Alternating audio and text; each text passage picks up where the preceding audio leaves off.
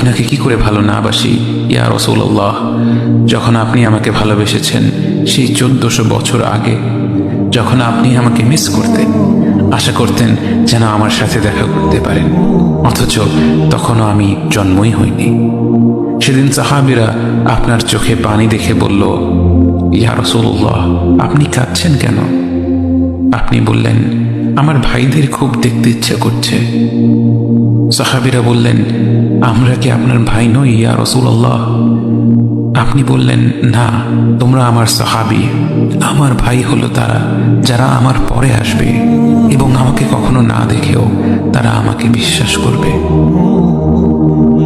মৃত্যু শয্যায় শুয়ে আপনার অন্তরে এই চিন্তা ছিল যে আমাদের পরিণতি কি হবে। উম্মতি উম্মতি বলতে বলতে আপনি আপনার রবের নিকট ফিরে গিয়েছেন।